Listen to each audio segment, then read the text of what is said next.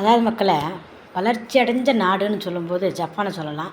2வது இஸ்ரேலை சொல்லலாம் மக்களை. இஸ்ரேல் ஜனங்க யூதர்கள்லாம் போய் ஜெர்மனியில் வாழ்ந்துட்டு இருந்தாங்க இல்லையா? இப்போ ஜெர்மனியில் அளவுக்கு அதிகமான சொத்துக்கள் சம்பாரித்தாங்க. அளவுக்கு அதிகமான கண்டுபிடிப்புகள் அவங்க நிறைய கண்டுபிடிச்சாங்க. அப்போ அந்த யூதர்களை இந்த சாதாரணப்பட்டவன் தான் ஹிட்லர். அவன் ஒரு பெரிய ஒரு இவனெல்லாம் கிடையாது. பெரிய ஒரு சக்தி வாய்ந்தவனோ பெரிய ஆளெல்லாம் கிடையாது. அவன் சாதாரணப்பட்டவன் தான். இவன் அந்த இடத்துக்கு ஒரு முக்கியமான இடத்துக்கு தந்திரமாக வர்றான். இவன் ஆட்சி எடுக்கிறான், அவன் இது பண்ணுறான். அப்போ யார் யார் என்ன பண்ணுறான், அங்கே இருக்கிறவங்களே தரித்திரர்களாக இருக்காங்க. வந்தேரியாக இருக்கிற இவனுக்கு இவ்வளோ எல்லாம் இருக்கானுங்களே, இவனுக்கு எப்படி நம்ம அழிக்கிறது அப்படின்னு போய் அவங்கள எல்லாத்தையும் சொல்லி நீங்கள் எல்லாம் விட்டுட்டு நீங்கள் போயிருங்க, உங்கள் தேசத்துக்கு போங்கன்னு. அவங்க என்ன சொல்லிட்டாங்க, இஸ்ரேலுக்கு நாங்கள் போக மாட்டேன்ட்டான். அப்போ அவன் என்ன பண்ணான், ஜனங்களெல்லாம் அழிக்க ஆரம்பிச்சிட்டான். அப்போ அளவுக்கு அதிகமான ஜனங்களை அவன் கொல்றான். மக்களை கொன்று கொன்று கொன்று கொன்று கொன்று குமிக்கிறான்.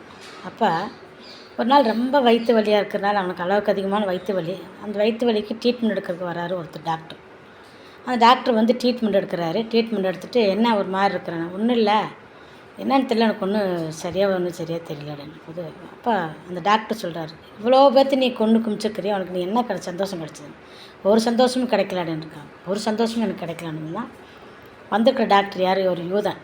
அவன் சொல்கிறான், இப்போ என்ன பண்ணியிருக்கிறேன் போது, ஒரு 200 பேர் பக்கத்தில் அனுப்பிச்சிருக்கிறேன் நான் ட்ரெயினில், அவங்களுக்கு கொல்ல சொல்லி அப்படின்னு சொல்கிறார். அப்போ இவனு செய்யி, நீ அந்த 200 பேரை விடுவிக்க சொல்லு அப்படின்போது, ஏன்னு கேட்கும்போது, நீ விடுவிச்சு வேறு உனக்கு சந்தோஷம் கிடைக்கும். அப்போ அந்த 200 பேர்த்தையும் என்ன பண்ணிட்டாங்க, உடனே ஆளுங்களுக்கு தெரியப்படுத்தி உடனே அந்த 200 பேர்த்தை விட சொல்லிட்டாங்க. விட்ட உடனே பாருங்கள், இத்தனை அழிஞ்சு இத்தனை பேர் செத்து இத்தனை பேர் அதுக்கப்புறம் தான் அவன் திறந்துறான். அதுக்கப்புறம் என்ன பண்ணிட்டாங்க, அந்த 200 பேர் அந்த ரோட்டில் கத்திக்கிட்டு ஓடினாங்களாம். உங்களை விடுவதில் ஆயிடுச்சு, நீங்கள் எங்கேயோ போய் பொழைச்சிக்காங்கன்னு சொல்லணும். கத்திக்கிட்டு ஓடி இருக்காங்க. ஓடி போய் அதுக்கப்புறம் தான் அந்த இஸ்ரேல் தேசத்தில் நல்ல மண் கிடையாது, நல்ல தண்ணி கிடையாது, ஒரு புல் பூண்டு கூட கிடையாது. ஒரு பாடழிஞ்சு கிடந்த அந்த தேசத்தை அவங்க உருவாக்குனாங்க பாருங்கள். அதே ஜனங்க அதே மூளையை பயன்படுத்தி உருவாக்கி இன்றைக்கி எப்படி இருக்கிறாங்க பார்த்தீங்களா?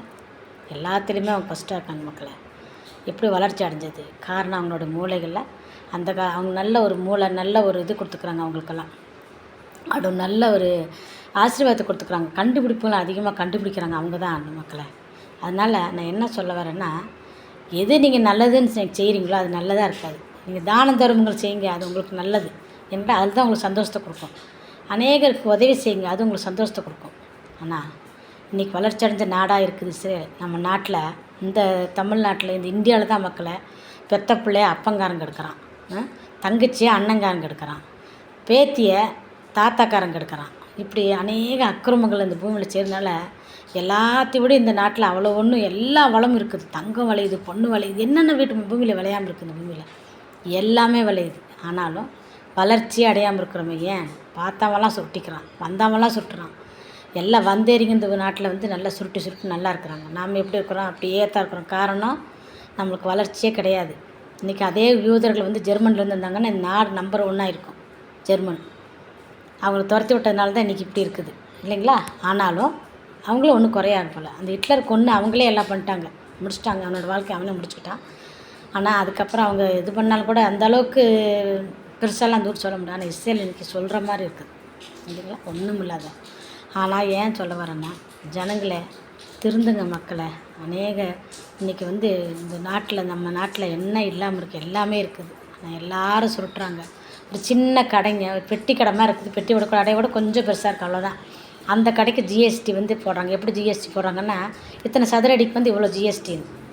அப்போ என்னத்தை போய் வாழ முடியும்? பொது ஜனங்க வாழவே முடியாது, மக்கள் வாழவே முடியாது. இன்றைக்கி சொத்து சுகம் பணம் வசதி எல்லாமே பெரிய ஆட்சியாளர் கையிலையும் அரசியல்வாதியின் கையிலையும் இன்னும் பெரிய பெரிய அதிகாரியின் கையிலும் போய் சேர்ந்துருச்சு.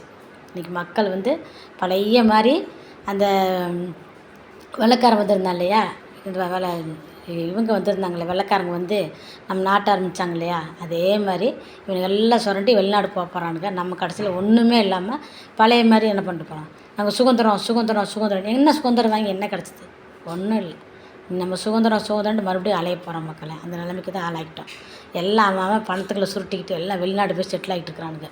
கடைசியில் இங்கே ஜிஎஸ்டி பொதுமக்களை போட்டு புழிஞ்சு ஒன்றும் இல்லாமல் ஆக்கிட்டு இருக்காங்க மக்களை. தயவுசெய்து நீங்கள் முழிச்சுக்காங்க மக்களை. முழிச்சு இனியாவது நீங்கள் உங்களுடைய ஓட்டுரிமைகளை பிரயோஜனமாக பயன்படுத்துங்க மக்களை.